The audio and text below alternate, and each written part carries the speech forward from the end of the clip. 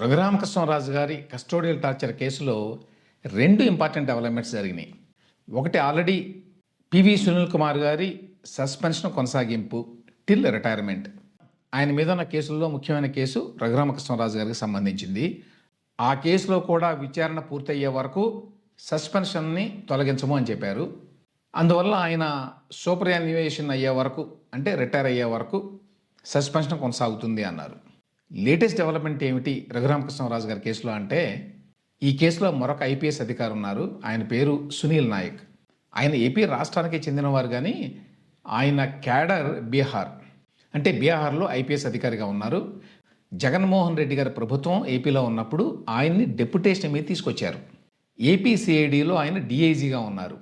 ఆయన డిఐజీగా ఉన్న టైంలోనే రఘురామకృష్ణరాజు గారి కస్టోడియల్ టార్చర్ కేసు జరిగింది.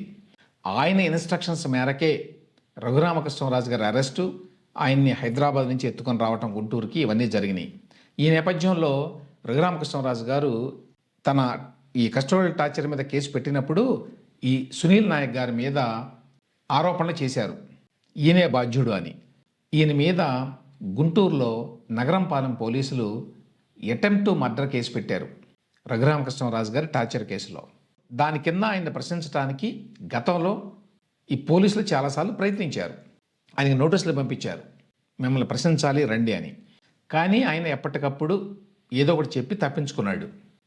ఇప్పుడు గుంటూరు పోలీసులు పాట్నాకి వెళ్ళి అక్కడ ఆయన్ని అదుపులోకి తీసుకొని చాలాసేపు ఇంట్రాగేషన్ చేసి చివరికి అరెస్ట్ చేశారు. ఆయన అక్కడే, అంటే పాట్నాలోనే మేజిస్ట్రేట్ కోర్టు ముందు ప్రవేశపెట్టారట ట్రాన్సిట్ వారెంట్ కోసం. ఆ వారెంట్ తీసుకొని ఆయన్ని పాట్నా నుంచి గుంటూరు తీసుకొస్తారు. ఆ రకంగా రఘురామకృష్ణరాజు గారు తన కేసులో 2 విజయాలు సాధించినట్టు.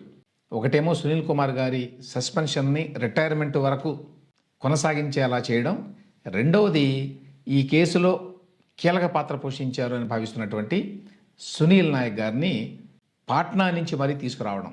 ఆయన అక్కడ ఫైర్ సర్వీసెస్ డిఐజీగా ఉన్నారు. ఒక డిఐజీ స్థాయి అధికారిని వేరే రాష్ట్రానికి వెళ్ళి మరీ అరెస్ట్ చేయటం అంటే అది చిన్న విషయం కాదు. ఇదంతా కూడా రఘురామకృష్ణరాజు గారి ఫాలో అప్ కారణంగానే అయింది అని చెప్పాలి.